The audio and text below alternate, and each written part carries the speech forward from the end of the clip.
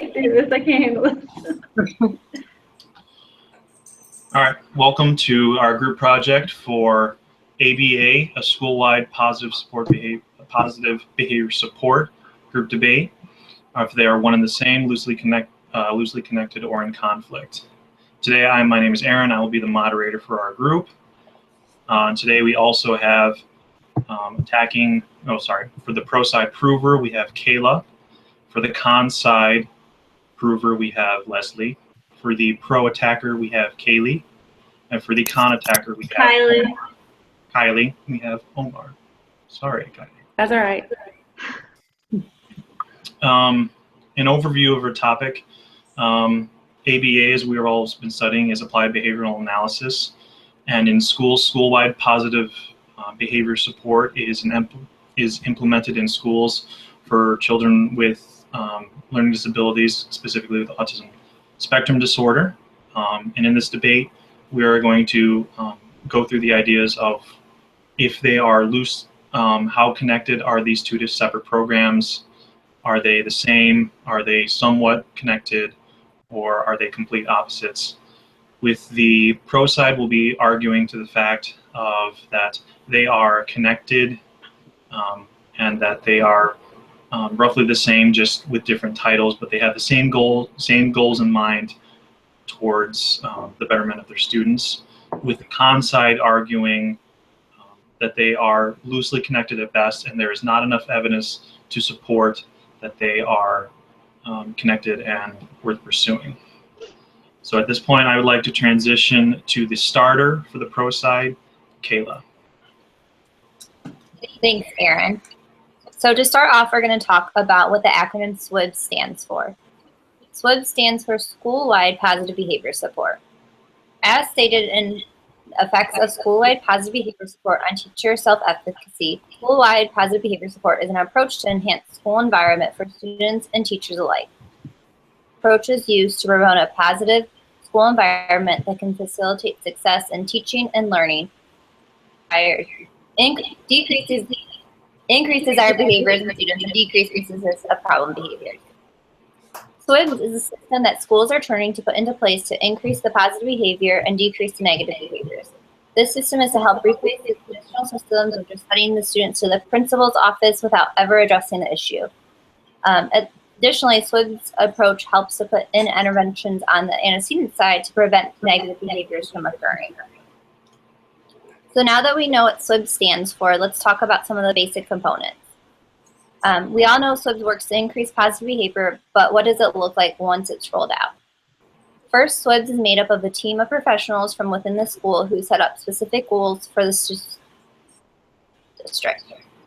They will work together to train all professionals within the school. So this can be teachers that are not on this team, hall monitors, cafeteria helpers, etc. They will additionally monitor the rollout of SWIBs across the school district. This system of professionals helps ensure that the rollout of SWIBs within the school district is implemented with fidelity. Additionally, this group of professionals works together to set the standards and goals for the school. The goal setting being completed by a group of professionals within the school allows goals to be customized for that specific school district. Not following a generic set of goals allows each school to meet their individualized needs. Next, the group of individuals is in charge of monitoring data that is taken to monitor the success of SWIBs. While data collection may be done on a larger scale by looking at detention referrals, for example, it still allows the professionals to know which students may need more assistance to be successful. Now that they have this data collection, how is that implemented in the SWIBs system? So SWIBs puts into place a 3-tier system to help set up success for all students. Tier 1 is the general tier for the whole school. So these are checkoffs that are put in place for the bus route, hallways, cafeteria, and classrooms. Into a more specialized tier for students who are not succeeding on Tier 1 and need more supports. So these are where they look at that data from the detention referrals, and they might set up more supports for those students. And finally, Tier 3 is an individualized system for students who are not succeeding on either Tier 1 or Tier 2. This tier system helps to ensure that all students are benefiting from SWIBs and are being provided with the best support that they can be. So now we know more about the general SWIB system, let's discuss what SWIBs derives from. A cluster of randomized trials to evaluate external support for the implementation of positive behavior interventions and supports for school personnel. The practices and systems of SWIBs are organized along a three-tier continuum of prevention with a behavioral orientation and the empirical foundation of applied behavior analysis. Additionally, Kincaid and Anderson state in applying behavior analysis to school violence and discipline problems, behavior analysis is applied, behavioral, analytical, conceptual, technological, affective, and display generality. We all know that these standards derive from BEAR, and they were set in place to monitor the success of ABA. SWIBS was designed to contain all of these concepts, which helps demonstrate that SWIBS is the application of behavior analysis. We will discuss further how these standards help show SWIBS is derived from ABA. And then I think it's Omar's turn. I'd like to turn now to Omar, who will be providing the main points for the con side of the argument. Omar? Okay, thanks, Aaron.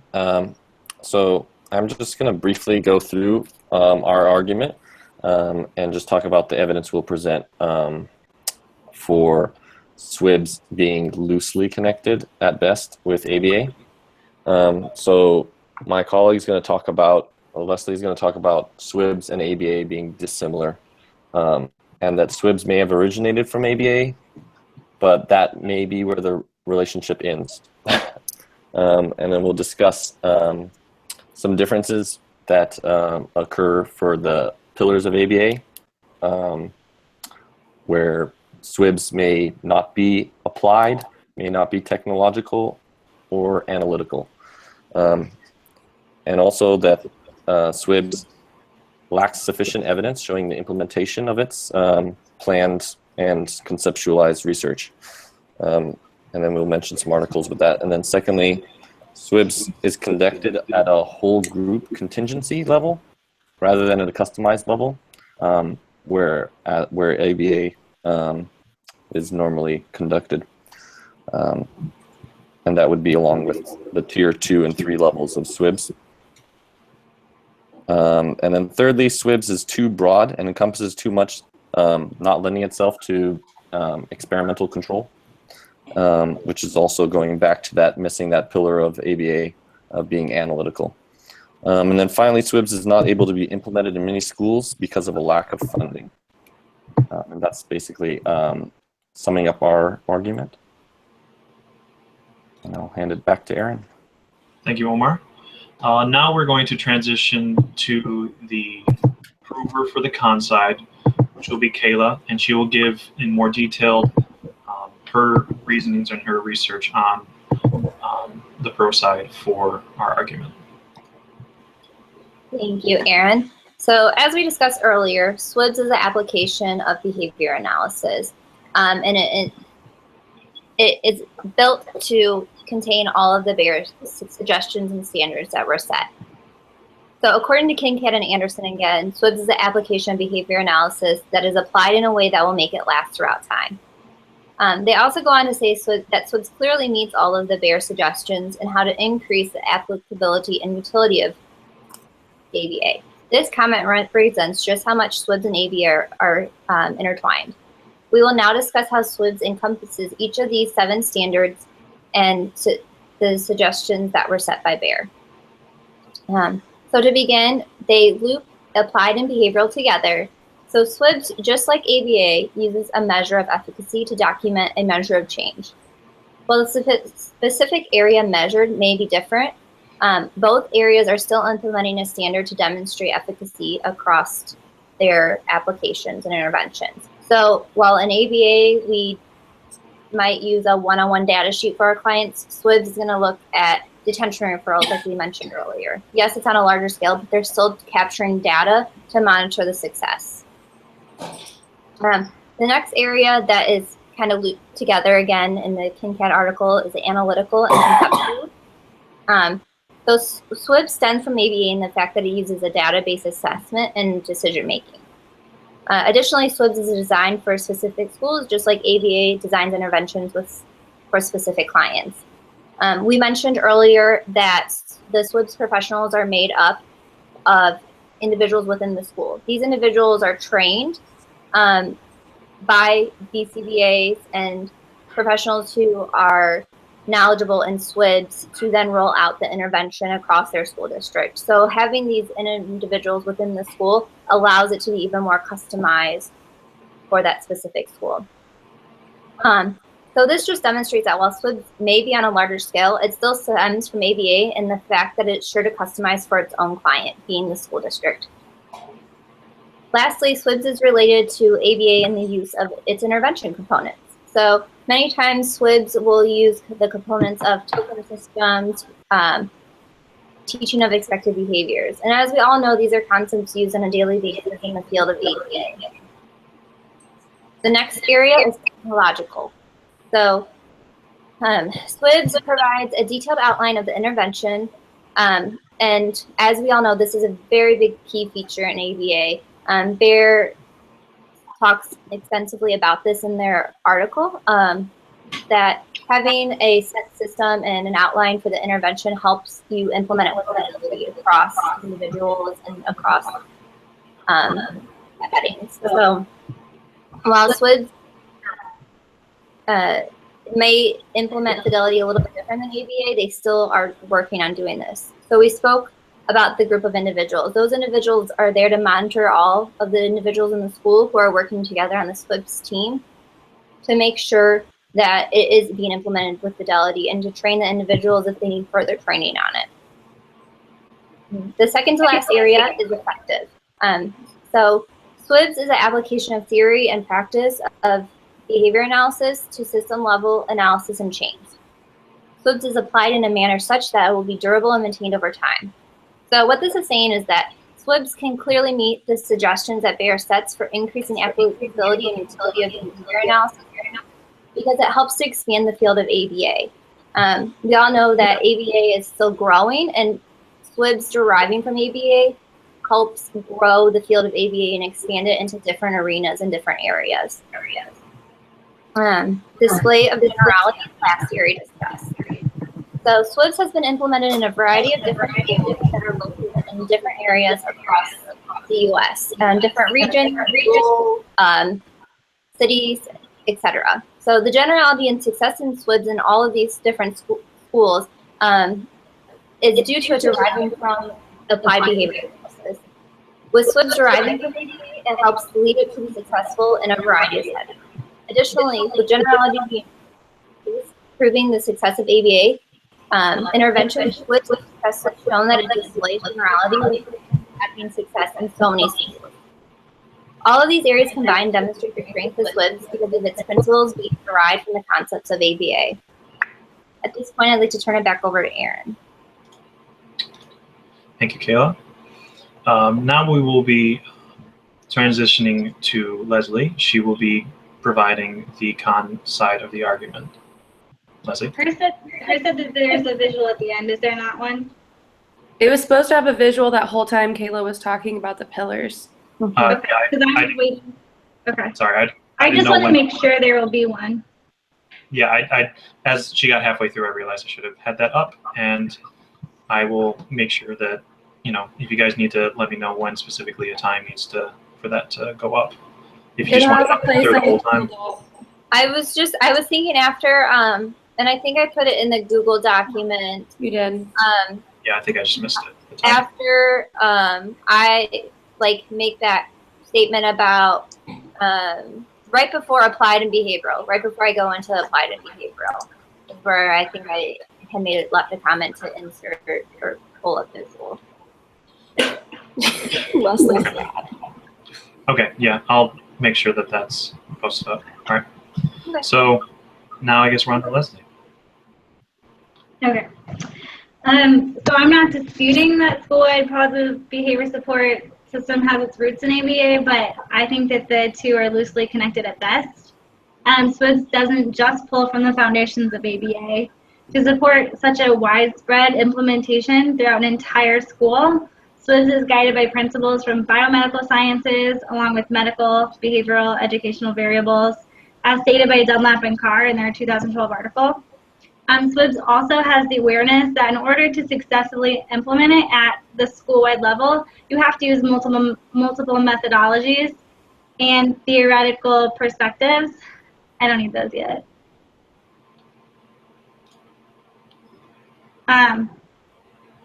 You have to utilize multiple methodologies and theoretical perspectives. For instance, psychosocial research approaches tend to focus on large group studies, which are conducted much differently than a single study case. ABA research is not typically set up for a complex social environment of an entire school with countless population discrepancies and extraneous variables. So to take the research and the theory and put it into a practical application, you have to pull from other sciences and how they're able to set up experiments at such a large scale. At the research level, SWIBS may have the intention to include all 7 pillars of ABA, but some of these are certainly lost when the research moves to application. Applied includes making changes that are socially significant. And Dunlap and Carr mentioned one of the defining features of SWIBS to be a comprehensive lifestyle change. If the most commonly used measure for success is the rate of referrals, how is this telling us that any alternative behaviors have been effectively taught to replace the behavior that was the cause of the referral in the first place?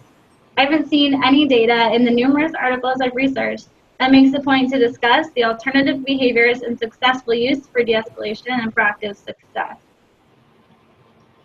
When talking about being technological, again, this is lost when moving to the application. SWIBS states that a professional in ABA will conduct the training. I recently interviewed a special education teacher on the PBIS board for her school in Rochester, Indiana. And I asked her whether the 2 individuals that are leading the training were BCBAs or what their specific backgrounds were in.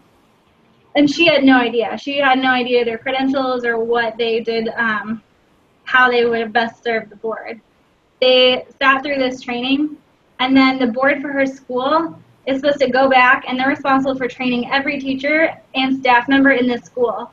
So on top of this, her special education classroom isn't even expected to follow the same rules or to follow any of these policies put forth for the entire school. So how is that even school-wide? So most of us have played telephone before when you're a kid. So as you pass a phrase along, they're going to lose their context. In the end, it's only a slight version, if that, of the original phrase. So we're expecting these teachers and these staff that have maybe never even heard of ABA before.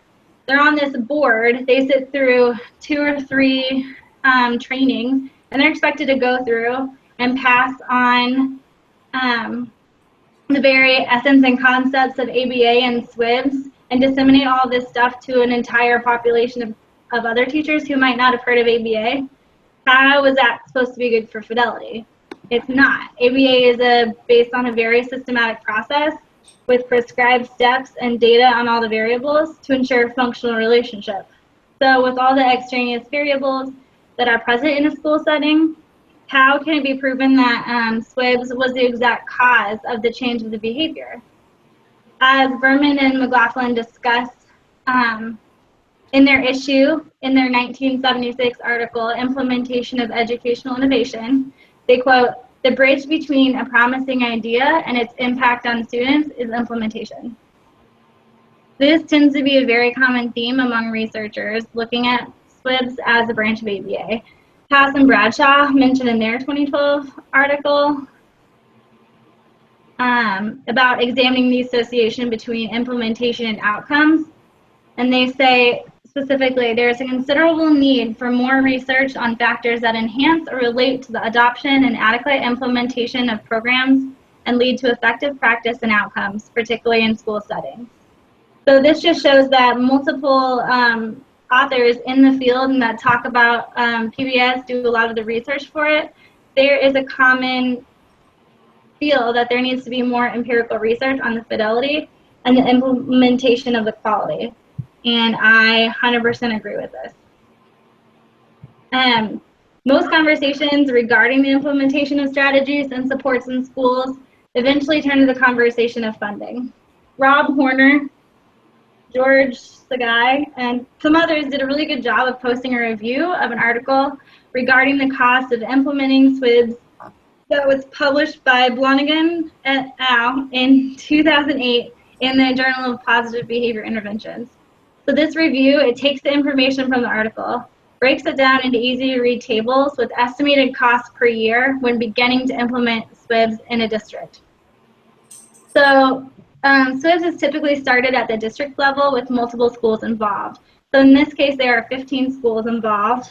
And as you can see in the top left corner of the graph, so there's 15 school teams with about 5 to 7 individuals per team that are on that SWIBs board, as was the teacher that I interviewed before.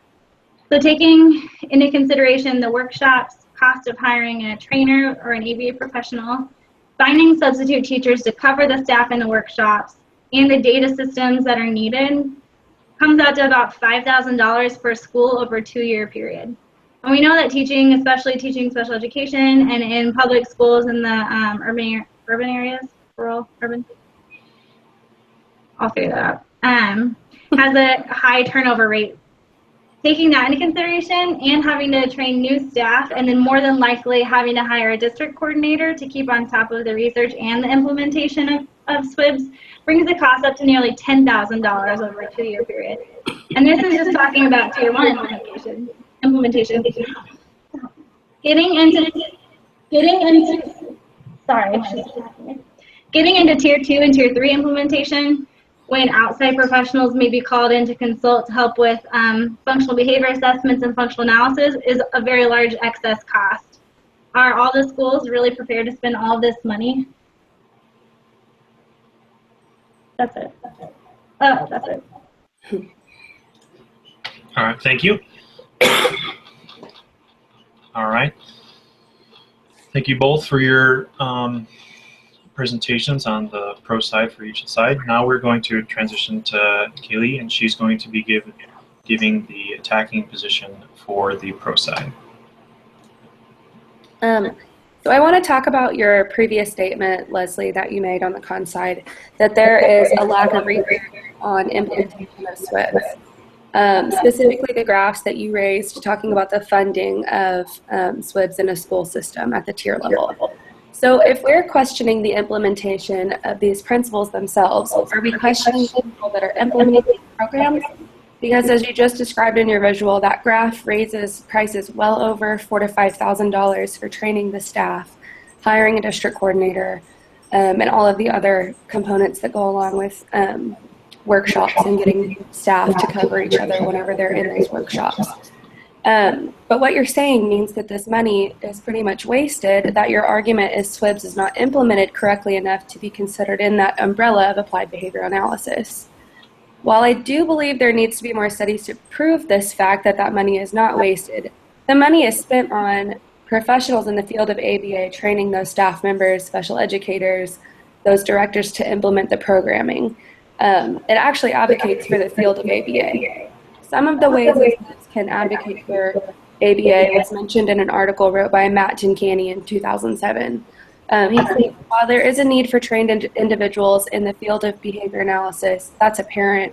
Many advocates of SWIBs are actually non-experts. So those teachers, those special educators, the parents, the administrators, and everyone else involved in that process of implementing the tier system. Successful implementation of that system provides an opportunity for these non-experts to learn and practice evidence-based programming within schools.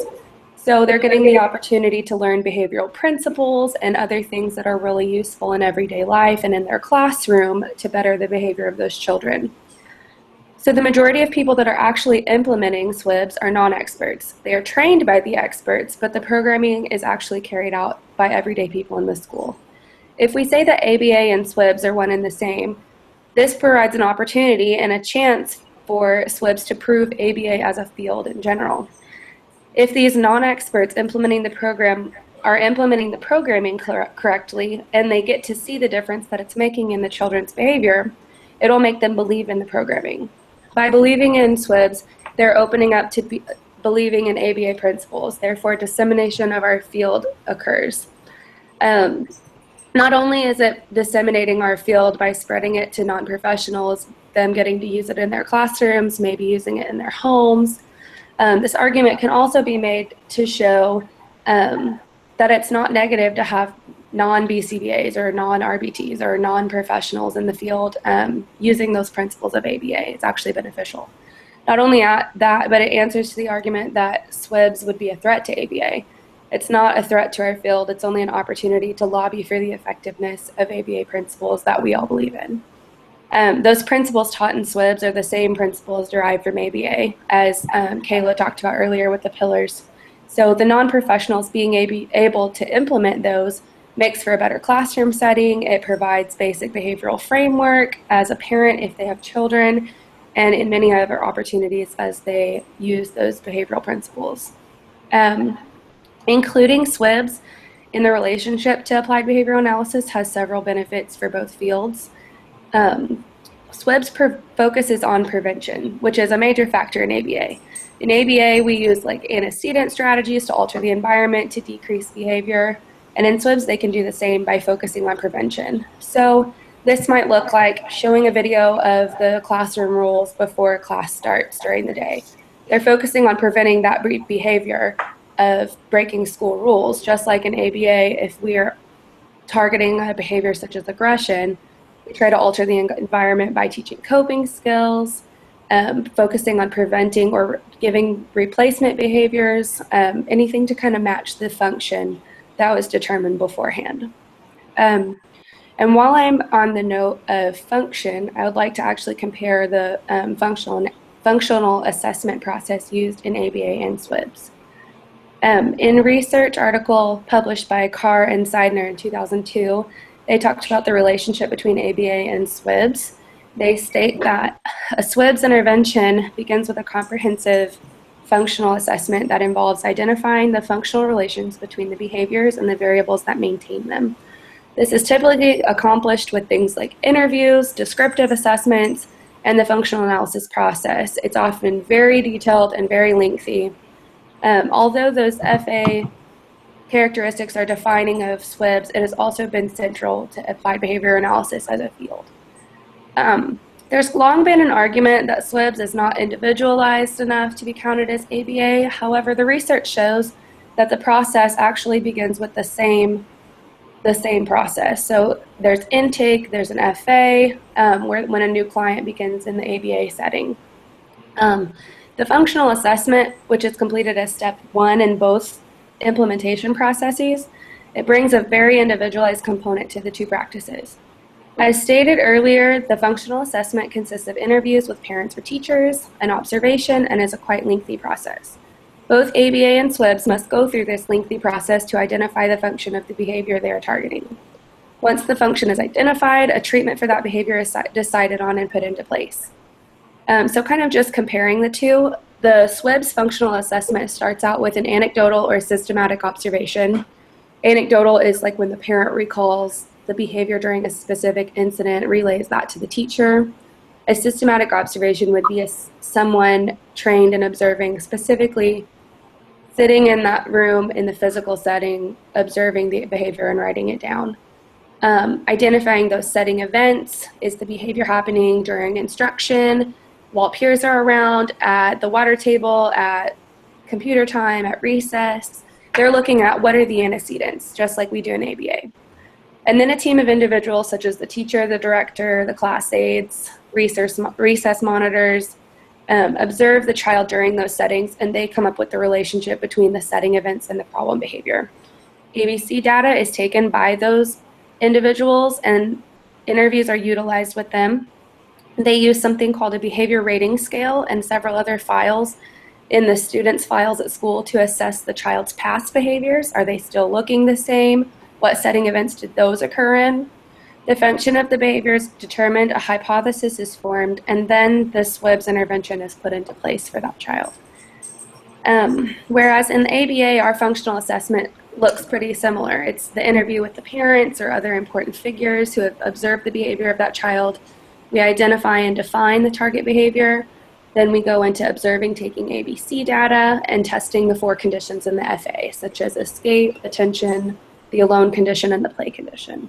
Once that's all completed, we graph it in a scatter plot, determine the function, and design a treatment based on the function of that problem behavior. The two are really similar.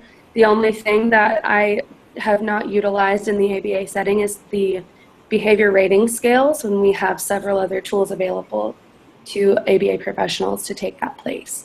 So the relationship between the two has been shown in research to be very similar. All right. Thank you, Kaylee, for your. Now we would like to transfer. Kylie. Sorry, I don't correct people on it. It is Kylie. Sorry. You All right, keep it. now we are transitioning away from Kylie over to Omar. Omar will now be the attacking position for the con side of the argument. Omar. All right. Thank you. And thank you, Kylie. So to start off, I just wanted to come back to the point about using non-experts in the field of SWIBs to implement ABA principles. That's all well and good, as long as those non-experts are sufficiently trained, and then that there's oversight and supervision available for them, and that it's consistent. In a study that explored the implementation of SWIBs across 7 states in the US, the researchers found that, and quote, building coaching and training capacity that was geographically available throughout the state, of high quality and coordinated statewide, was a major barrier for them to scaling. So essentially they're saying it's difficult to find that expertise. And additionally, it mentions the difficulty in expanding SWIBs and in finding, like I said, repeating myself, finding that expertise. As they mentioned, the varying availability throughout the states for behavior analysts. The point here being, using non-experts is fine as long as they're trained properly and there's oversight. And I think there needs to be more evidence of that. On to the point that SWIBs is good for ABA. In the Behavior Analyst Code, BACBA Code 2.09, there's a point about the treatment efficacy for behavior analysts. And essentially it says that behavior analysts have a duty to provide the most effective treatment for their clients.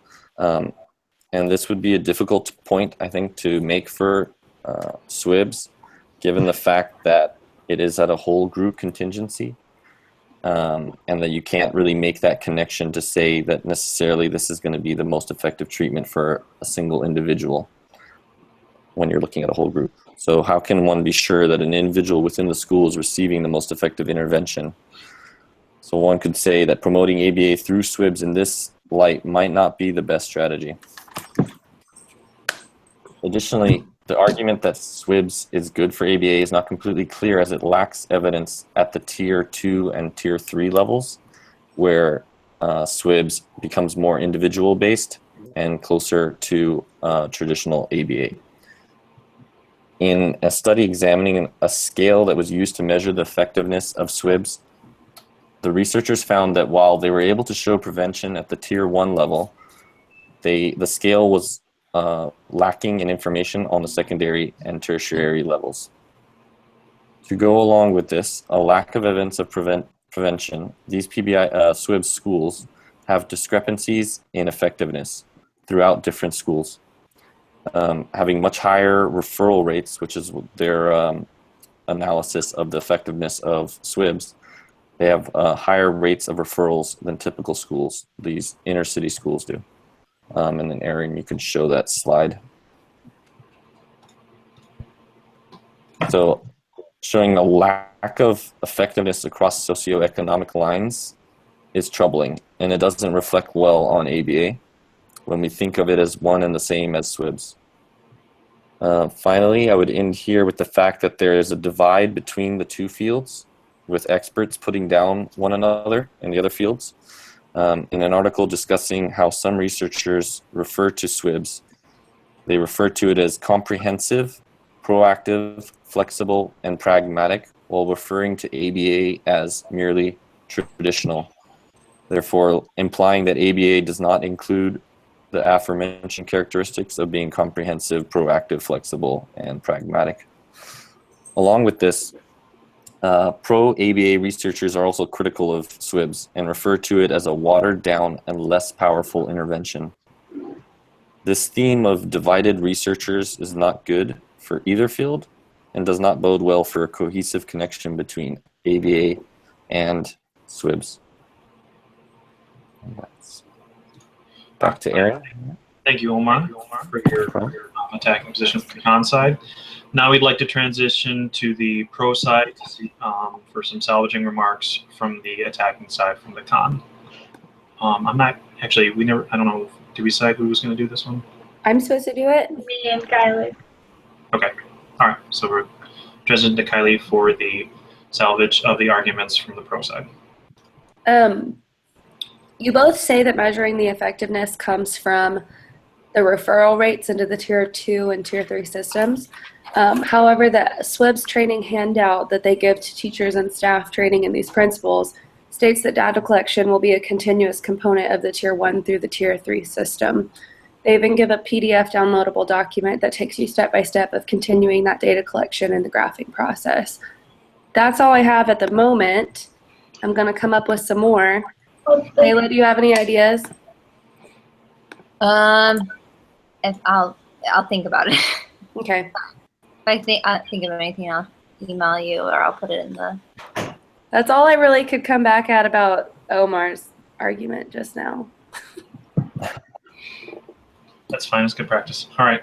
So now we're going to transition to the con salvager to salvage arguments from the attacking side. So Leslie. Kylie talked a lot about the training that the professionals and teachers and all of them undergo. And going back to what Omar stated, yeah, if there is support at all the processes or at all the stages, if there is truly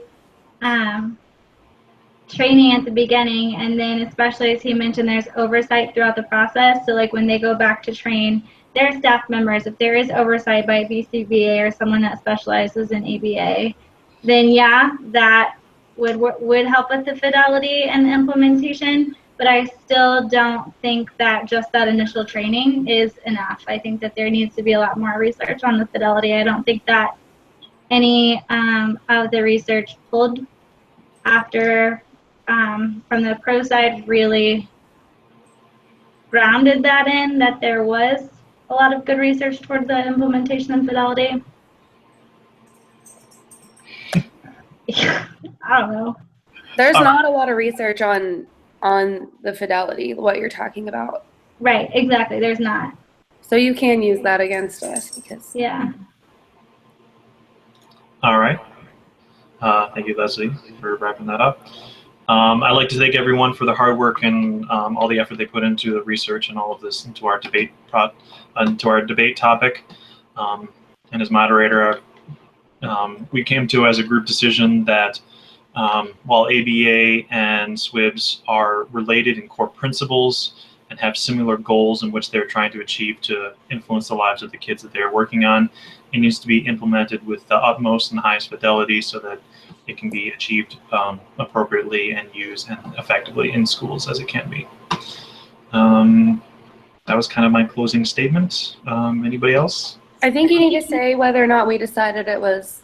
Yeah, we have to make a final point, huh? I think the final point was that they are related and they are similarly related, with the caveat that I can flesh this out more. But I would just use the word loosely connected if that's one of the three options, for sure.